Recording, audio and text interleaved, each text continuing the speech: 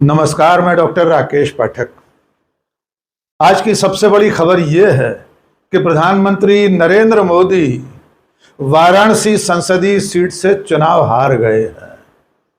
वे 2024 के जून महीने में चुनाव जीते थे, लेकिन अब करीब 14 महीने बाद बनारस की जनता ने उन्हें पराजित घोषित कर दिया है। और यह सब इसलिए हुआ है कि कांग्रेस के नेता राहुल गांधी ने वोटर लिस्ट की गड़बड़ियों का जो खुलासा किया है, उसमें बनारस को लेकर भी, वाराणसी संसदीय सीट को लेकर भी कई चौंकाने वाले सबूत सामने आ रहे हैं। और इसके चलते बनारस की जनता ने कांग्रेस और समाजवादी पार्टी के संयुक्त प्रत्याशी अजय राय को अपना सांसद घोषित कर दिया है। बनारस की जनता अजय राय को फूल मालाओं से लाद कर उन्हें अपने सांसद के रूप में सम्मानित कर रही है। आइए पहले ये नज़ारा देख लीजिए, उसके बाद पूरा विस्तार से समझाएंगे और बताएंगे कि दरअसल में एक हारे हुए प्रत्याशी को जनता ने अपना सांसद क्यों घोषित कर दिया।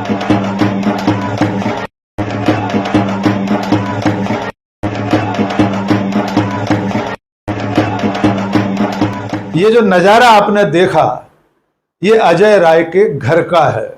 अजय राय 2024 के लोकसभा चुनाव में भारतीय जनता पार्टी के प्रत्याशी और प्रधानमंत्री नरेंद्र मोदी के खिलाफ चुनाव लड़े थे। वे प्रदेश कांग्रेस कमेटी के अध्यक्ष भी हैं। उस चुनाव में वे इंडिया गठबंधन के प्रत्याशी के रूप में मैदान में थे।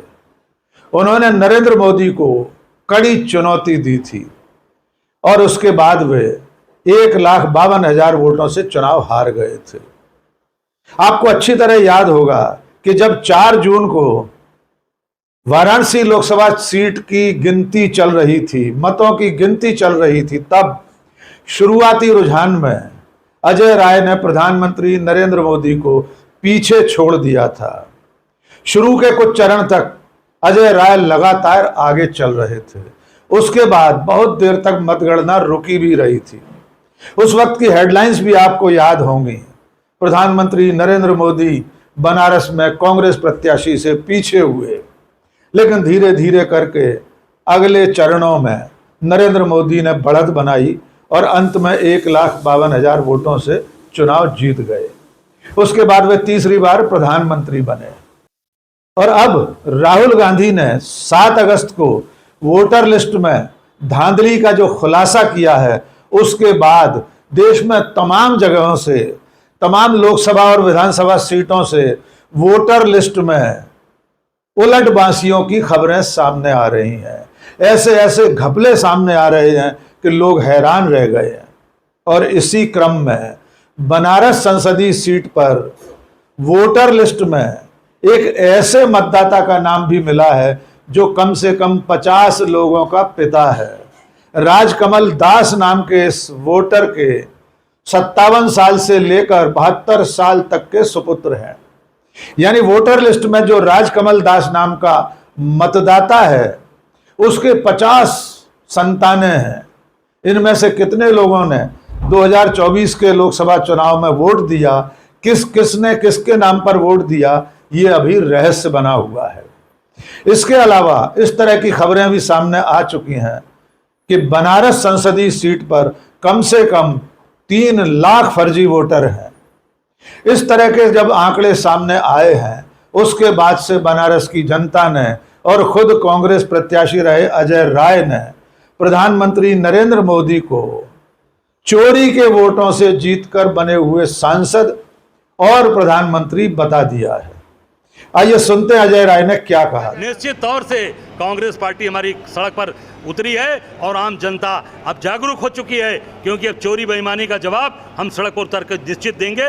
और जो हमारे सबसे ज़्यादा कलंकित काशी के लोग अपने आप को महसूस कर रहे हैं कि जो हमारा वोट चोरी करके सांसद और देश का प्रधानमंत्री बना है, आज काशी के लोगों का, बाबा विश्वनाथ के भक्तों का आज पूरी तरीके से सर हमारा झुक गया है। में है और रोपवे के ठीक नीचे जो गड्ढे बने थे उसमें जो है आप कूद कर क्या समझे? ये पूरे बनारस का गड्ढा है भाई। ये केवल यहाँ रोपवे बनाकर बनारस को बर्बाद कर दिया। जो विकास दिखाना था विनाश कर दिया। गुजरात के ठेकेदारों को देकर, सारे गुजरात के बड़े बड़े ठेकेदार को लाकर बनारस की जनता को बेवकूफ़ बनाना और बनारस को ठगने का काम।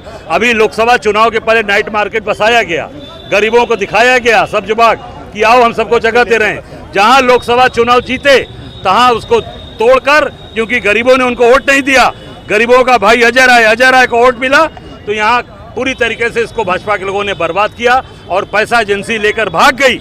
जो गुजरात के ठेकेदारों के द्वारा लाई गई एजेंसी थी वो भाग गई और अब कहते हैं कि नहीं, अब ठेकेदार भागा है उसको दुकान वाले खोजें। क्यों भाई, दुकान कैसे खोजेंगे? ले आई सरकार, ले आई है, मोदी जी आप लाए हैं, सब गरीबों का पैसा डूब रहा है। तत्काल सबका पैसा आप दीजिए, नहीं तो निश्चित तौर से कांग्रेस सड़कों पर उतरेगी और घेराव करेगी। क्या लगा है प्रधानमंत्री मोदी के एक सपने को पूरा करने के लिए दूसरे सपने को मतलब उजाड़ दिया गया? अरे भाई, मोदी का सपना पूरा, गरीबों को उजाड़ दिया गया, बच्चों का भविष्य बर्बाद कर दिया गया। वो पढ़ाएंगे कहाँ से अपने बच्चों की फीस भरेंगे, कहाँ से अपने घर का खर्चा चलाएंगे? तत्काल इस पे मोदी जी कार्रवाई करें, नहीं तो पूरी कांग्रेस पार्टी सड़क पर उतरकर हम निश्चित तौर से इसका विरोध करेंगे। वो आपको ये कह रहे हैं बीजेपी के लोग जो है कि आप 2027 से आगे भी मतलब कोई नहीं, मतलब चांस है कि मतलब आप जीत पाएंगे? अब वो जनता तय करती है, जनता तय करेगी कि कौन यहाँ का सांसद होगा, कौन विधायक। मोदी जी को 7 राउंड जनता ने बैठाया, 7 राउंड मोदी जी हारे कि नहीं हारे हैं? तो काशी की जनता ने हराया और निश्चित अब बैग एंड बैगेज उनको यहाँ से गुजरात भेज देगी। तो इस वक्त बनारस में बहुत सारे लोगों का मानना यह है कि प्रधानमंत्री नरेंद्र मोदी का निर्वाचन भी संदेह के घेरे में है। अगर एक वोटर 50 लोगों का पिता लिखा हुआ है तो ऐसे और न जाने कितने नाम होंगे, कई डुप्लीकेट नाम होंगे। या राहुल गांधी ने जो 5 बड़ी गड़बड़ियां वोटर लिस्ट में पकड़ी हैं, वे सारी गड़बड़ियां बनारस की मतदाता सूची में भी हो सकती हैं। इसकी पड़ताल लगातार चल रही है। इसलिए अब बनारस के लोगों ने, कांग्रेस के कार्यकर्ताओं ने, समाजवादी पार्टी के कार्यकर्ताओं ने अजय राय को अपना सांसद घोषित कर दिया है और नरेंद्र मोदी पराजित घोषित कर दिए गए हैं। यह भी देश के इतिहास में पहली बार हो रहा होगा कि किसी प्रधानमंत्री को जीतने के बाद, चुने जाने के बाद स्थानीय लोग और पराजित प्रत्याशी, पराजित गठबंधन अपने हारे हुए प्रत्याशी को सांसद घोषित कर रहा है।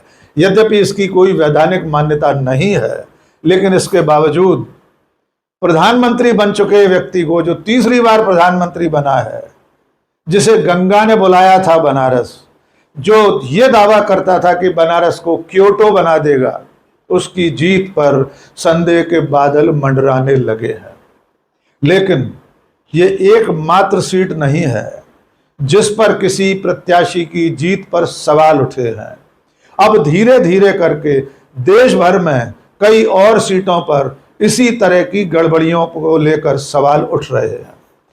ऐसा बताया जाता है कि राहुल गांधी ने कम से कम 48 सीटों का आंकड़ा जुटा लिया है, जहां पर वोटर लिस्ट में भारी गड़बड़ घोटाला है। इस गड़बड़ घोटाले के दम पर भारतीय जनता पार्टी और नरेंद्र मोदी तीसरी बार सत्ता में आए हैं, ऐसा राहुल गांधी का आरोप है। और इसके चलते कांग्रेस पार्टी पूरे देश में आंदोलन चला रही है। देखना होगा आने वाले दिनों में बनारस की देखा देखी, बनारस से सीखकर, सबक लेकर और कहां की जनता और कहां के प्रत्याशी किन किन सीटों पर खुद को जीता हुआ घोषित कर देते हैं। यह सिलसिला आगे भी चल सकता है, लेकिन यह बहुत बड़ी खबर है कि प्रधानमंत्री नरेंद्र मोदी बनारस संसदीय सीट से पराजित घोषित कर दिए गए हैं, भले ही पार्टी के कार्यकर्ताओं और जनता की जुबानी। आज के इस वीडियो में बस इतना ही। बहुत बहुत शुक्रिया। जय हिंद।